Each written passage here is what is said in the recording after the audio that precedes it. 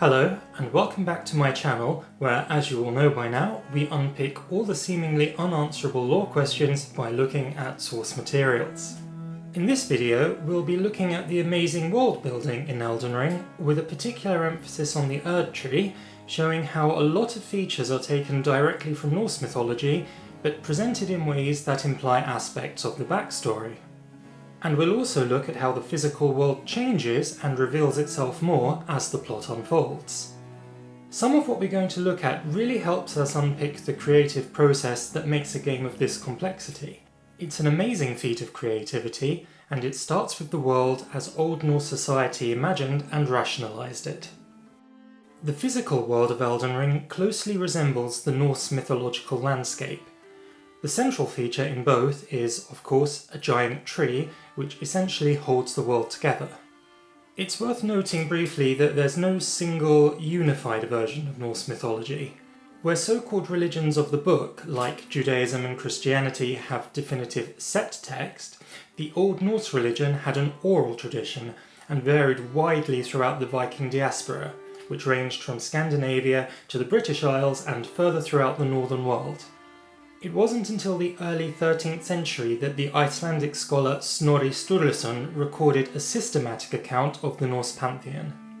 This, together with other Icelandic texts, forms a significant part of our current knowledge, but a great deal was lost and forgotten as Christianity took over Scandinavia, and much of what we know comes from disparate and often only partially intact sources.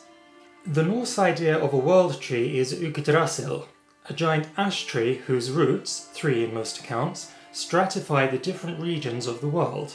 Grimnir's account allots 1 root each for the underworld, ruled over by Loki's daughter Hel, 1 for the frost giants, and the 3rd for mankind.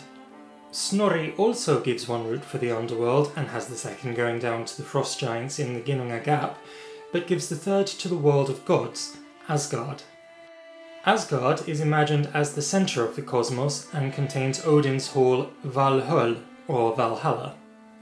Other worlds are variously described as being below where the tree emerges from the ground, or as occupying a neighbouring horizontal plane. The most important as regards to Elden Ring is the world of men, or Midgard. This is conceived as a sort of central space, as echoed in the Old English term for Earth, Midangard. Imagine as lying between heaven above and hell below. This is likewise the source for Tolkien's Middle-earth, and I would suggest J.R.R. Martin's The Lands Between. This is a good example of what I mean when I say in every video that the source material helps us to answer questions which aren't always obvious from the game itself. Taken in isolation, the name Lands Between seems to beg the question, between what? And has the effect of broadening the world's potential beyond the map we see. But when we look deeper into the etymology, we understand that it is derived from a tradition that tries to position a certain place as the centre of the action, and implies that other places are peripheral and unimportant. That Elden Ring doesn't pull this off completely successfully is, in my view, a reflection of how shakily they sometimes handle their own lore. On the other hand, we could say that the upcoming DLC title uses that ambiguity to good advantage. Being in the shadow of the Erdtree potentially implies a lot about what we might find beyond the reach of the Golden Order. But back to trees. The Erdtree, though clearly derived from Yggdrasil, departs from all this in a couple of interesting ways which help to enrich the story of Elden Ring. Mostly, this comes back to the fact that the lands between aren't stratified vertically, and the role of the Erdtree is therefore not to hold anything up, but rather to hold the world together in all outward directions by its roots. The key point of creative difference this introduces is to make the Erdtree an active participant rather than just part of the framework. The entire ecology of the lands between is essentially a mystical interpretation of the life cycle of a tree, and the Erdtree is the beating heart at the middle of it all. As we saw in the etymology video, many place names and geographical features in Elden Ring, including the various giant bones found throughout the game, are subtle nods to one of the Norse creation myths.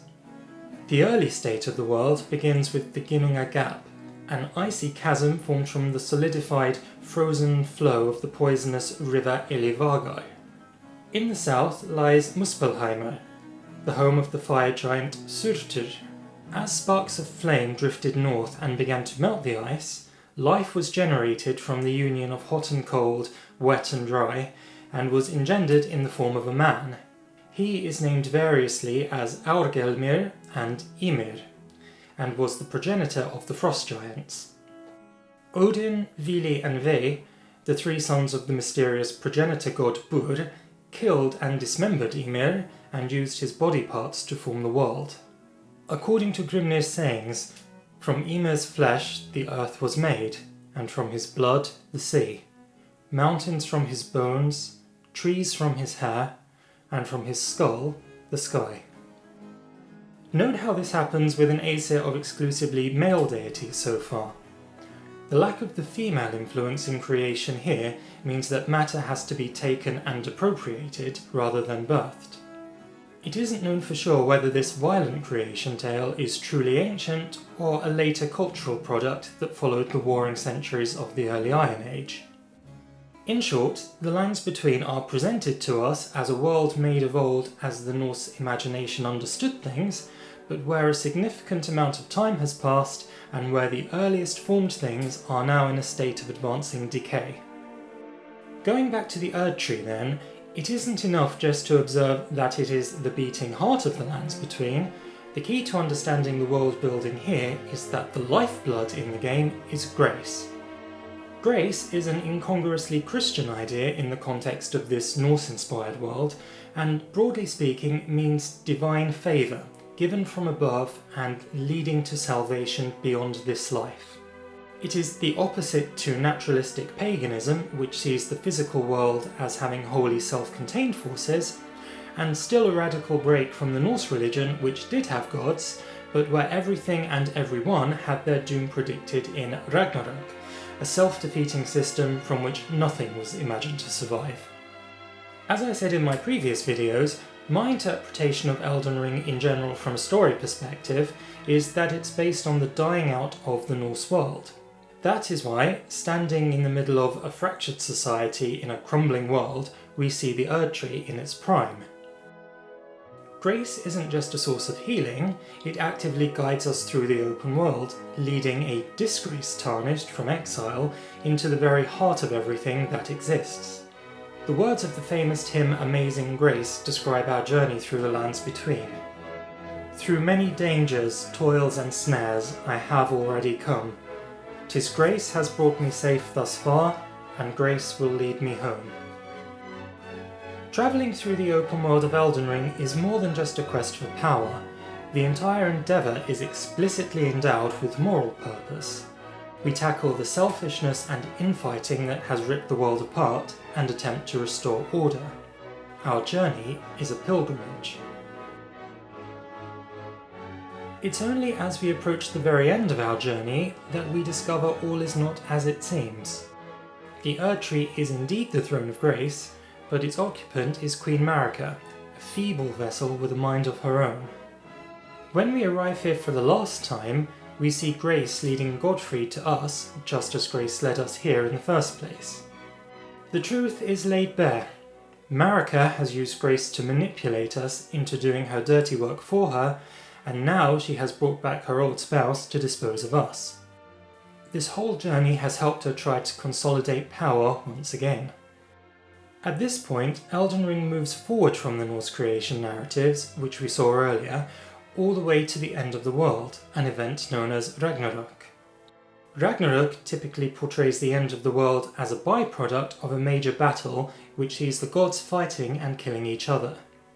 The details of who fights who is laid out in fairly exacting detail, just as in Elden Ring we have seen a well fleshed out backstory in the Wars of the Shattering. The difference is that in Elden Ring, the fighting has come to a stalemate, and we, the player, must face down the gods as bosses. This, of course, is because there would otherwise be no game to play. Once this final battle is over, the fire giants from the creation narrative return and, using their fire, burn the great tree Yggdrasil and everything else to ashes. Elden Ring plays around with the timeline and uses this as a middle plot point instead. The giant's fire burns the Erdtree and turns the capital to ash. Although it's not the final part of the game, it feels, to me at least, like the most significant event that occurs. The actual ending is quite low-key by comparison. Burning the Erdtree feels to me like it would have made a more satisfying ending option instead. Given the similar themes which occur in his other work, I think we can safely say that the world-building elements, centred on Norse mythology, were chiefly the contributions of George R.R. Martin. As we saw in the Millennia video, many of those elements have a certain twist incorporating little details from Japanese mythology, which must have come from the FromSoft side. We will look at those all together when we do a quick roundup of Japanese folklore and mythology in Elden Ring, but before that we will finish the Norse series by looking at the Elden Ring itself and magic rings in general. Until then, please subscribe, and as ever, thank you for watching.